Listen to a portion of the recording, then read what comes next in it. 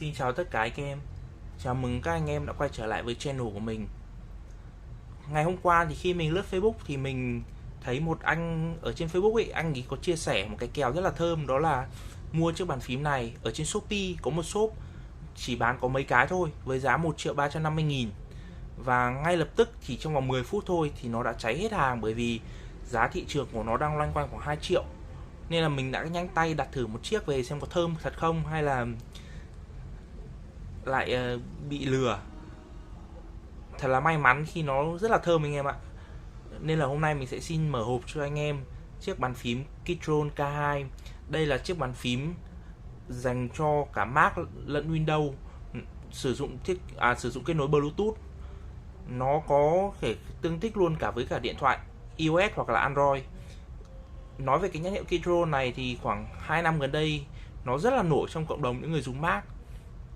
Bây giờ mình sẽ mở ra để xem bên trong có những gì nhé. Đầu tiên ở phía bên ngoài vỏ hộp thì ta có thể nhìn thấy là ở mặt trước vỏ hộp có in hình chiếc bàn phím chìm với tên mã sản phẩm là Keytrone K2. Đây là một chiếc bàn phím cơ không dây với thiết kế gọn nhẹ và kiểu dáng đẹp. Ở mặt sau thì ta có thể nhìn thấy là những dòng chữ giới thiệu qua về sản phẩm. Đây cũng là chiếc mã sản phẩm Keytrone K2. Đây là hình ảnh của chiếc bàn phím. Ở đây là nó sẽ ghi thông số là thiết kế gọn nhẹ, tương thích với cả Mac và Windows, sử dụng thiết kế không dây hoặc là có dây, có thể pair với cả 3 thiết bị cùng một lúc và chuyển đổi chúng chỉ trong một vài giây. Thời lượng pin con này lên đến 4.000 anh em ạ, rất là khủng. Mình nghĩ nếu mà sử dụng con này mà không sử dụng led thì có khi phải sử dụng đến nửa tháng mới phải sạc một lần mất. Và Light Effect con này có RGB anh em nhé. Và con này là có hơn 15 chế độ đèn khác nhau. Con này của mình là bản nhôm anh em nhé, giá rất là rẻ luôn. Không hiểu sao shop đấy bán rẻ thế, mình cũng không biết nữa, nhưng mà chỉ có khoảng 10 phút là mọi người đã mua sạch rồi. Đây, mở hộp bên trong ra thì ta sẽ có là một cái tờ giấy hướng dẫn. Tờ giấy hướng dẫn này thì là nó ghi là nếu mà anh em sử dụng Windows ấy thì hãy tìm bộ keycap thay thế ở trong hộp và thay theo cái hướng dẫn này. Mặt sau thì là hướng dẫn một số tổ hợp phím chức năng của con này thôi anh em ạ. Ở đây nó có một cái lớp mút chắc là chống sốc. Đây, nhân vật chính người ta chính là chiếc bàn phím luôn. Keytrone K2 được bọc trong một cái lớp ni lông mỏng mỏng như này. Đây chính là chiếc bàn phím của chúng ta. Mặc định cây cáp của con này là nó dùng cho Mac em nhé. Đây, khung bằng nhôm,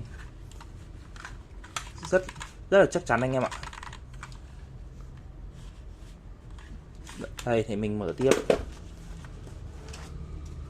Đây là một quyển sách hướng dẫn sử dụng. Bên trong nó cho kèm chúng ta là một bộ keycap thay thế cho Windows, gồm mấy cái phím AN với cả phím Windows đây. Nó cho chúng ta một cái key puller để thay phím dễ dàng này. Và đây là nó cho chúng ta một sợi cáp Type-C. Cái cáp Type-C này mình rất thích nhá, vì nó có cái chống nhiễu và nó có cái đầu chữ L như thế này. Cắm rất là tiện, bởi vì là cái cổng Type-C của cái bàn phím nó lại ở bên trái này. Như anh em có thể thấy chiếc bàn phím này, mình thấy nó được thiết kế với cái kiểu là 75% anh em nhé. Nên là vẫn đầy đủ các phím mũi tên và các phím F1, F2, hàng phím F đây. Con bàn phím này nặng khoảng 1 cân anh em ạ. Mình nghĩ là nó là vỏ nhôm nên vỏ nhôm nó sẽ nặng hơn bản vỏ nhựa. Nó có một bản vỏ nhựa nữa. Nếu mà anh em mà hay di chuyển thì mình nghĩ nên mua cái vỏ nhựa, chứ mua cái này thì chỉ nên để một chỗ rồi đem đi đem lại cũng không tiện lắm, bởi vì nó khá là nặng. Đây, ở cạnh bên là ta chỉ thấy có một cổng Tai-C để sạc, hoặc là anh em có thể kết nối có dây khi anh em chơi game ấy, thì để giảm độ trễ, nó sẽ không có độ trễ nữa. Nhiều game ví dụ như CSGO mà anh em bắn bằng bàn phím không dây ấy, thì nhiều khi nó cũng vẫn có độ trễ, bởi vì con này dùng Bluetooth chứ không phải dùng wireless. Nếu mà những con mà dùng wireless 2.4 GHz thì nó sẽ có khả năng là giảm độ trễ cao hơn. Ở đây là ta có một cái nút để chuyển giữa các chế độ, là sử dụng Mac hoặc Windows này. Đây là đang ở Mac này, kéo gạt lên thì sẽ là Windows này. Ở đây là có nút chuyển đổi các chế độ dùng, đây đang là off anh em nhé. Gạt lên sẽ là dùng Bluetooth, gạt xuống là dùng dây. Đấy. Chiếc bàn phím này khá là gọn anh em ạ. Nhưng mà đây mình sẽ có một chiếc bàn phím 60% để anh em so sánh. Đấy. Nó chỉ to hơn chiếc bàn phím 60% một chút thôi, mà nó sẽ có rất là đầy đủ các phím, ví dụ như là phím mũi tên và hàng phím F, và những cái phím delete, insert, home này nhiều khi rất cần thiết. Nhưng mà nếu mà dùng con 60% này phải ấn tổ phím rất là lằng nhằng.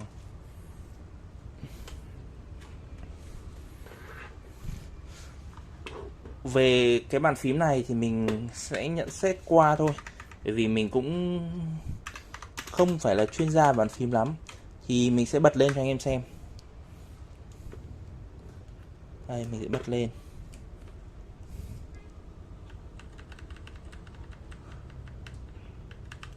Con này có các chế độ LED, em nhìn em, có rất nhiều chế độ LED khác nhau nhé. Ấn nút này để chuyển đổi này.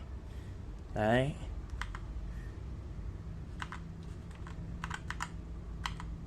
Đấy.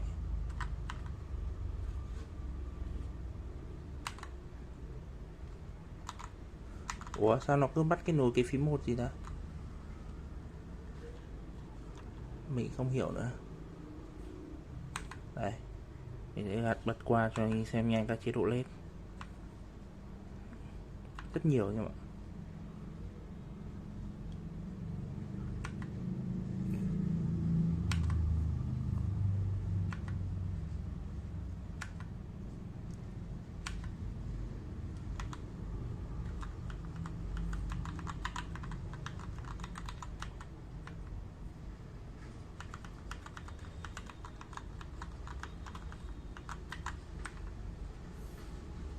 Thật ra lúc nhận hàng mình đã thử kết nối con này với điện thoại, nên chắc là bây giờ nó cứ hiện cái này nó đòi kết nối cái gì đó mình cũng không rõ.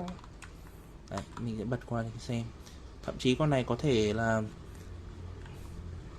bật về chế độ LED một màu như thế này anh em nhé, rất là đẹp. Đấy. Nhưng mà thực ra mình không thích màu mè, mình toàn tắt LED thôi. Đấy. Mình mua bàn phím về mình toàn tắt LED đi. Đây để mình sẽ xem bộ keycap nó cho kèm, xem keycap nó ngon không.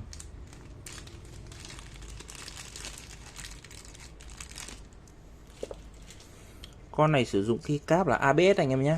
Mình cảm thấy cái keycap con này khá là lởm anh em ạ, nó không được ngon đâu, mỏng lắm. Đây, rất là mỏng. Đấy, khả năng gõ con này không, nếu mà để keycap này gõ có vẻ không sướng không ạ. Đây là mình mua bản Red Switch nhá. Con này sử dụng Red Switch của Gateron nhá. Về cảm giác gõ Red Switch con Gateron này thì nó cũng gần giống như là Red của Cherry thôi. Nhưng mà mình cảm giác khi gõ con này thì nó mượt hơn cả Cherry anh em ạ. Nó nhẹ có vẻ tương đương, nhưng mà nó cảm giác nó mượt hơn Cherry nhá. Chứ nó không kiểu, mình cũng không biết nói thế nào, nhưng mà cảm giác gõ sướng hơn, mình cảm giác nó sướng hơn cả Cherry, bởi vì nó rất là mượt. Vì con 60% cái của mình đang dùng Brown nên là mình quyết định mua con Red này. Còn Blue thì ổn quá, mình bỏ dùng Blue lâu rồi, nhà giờ có trẻ con nên là buổi đêm không thể nào mà gõ mạnh được. Đây nhá, ở phím hàng trên cùng này anh em có thể sử dụng được các phím chức năng nhé, dành cho Mac đây, rất đầy đủ luôn. tăng giảm độ sáng màn hình, tăng giảm sóng bàn phím, loa. Đúng layout cho Mac luôn, thảo nào con này rất là hot cho các anh em dùng Mac. Viền nhôm của con này thì nó không phải màu đen anh em ạ, nó là một cái màu xám xanh.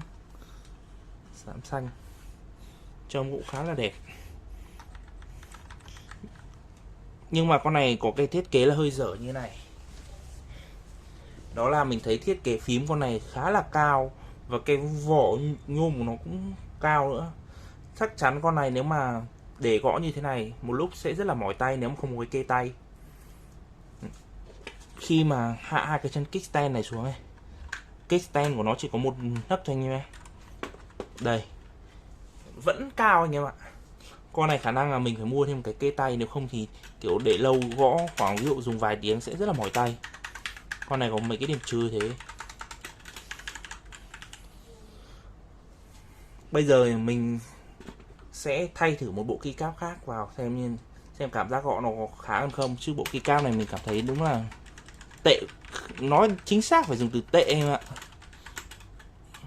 Nó có mỏng nên là cảm giác gõ của nó không được tốt ý. Để bây giờ mình sẽ quyết định thay một bộ keycap khác vào. Anh em chờ xem là nó có khá hơn không nhé. Đây là chiếc bàn phím sau khi tôi đã thay cho em nó một bộ keycap PVT Double Shot.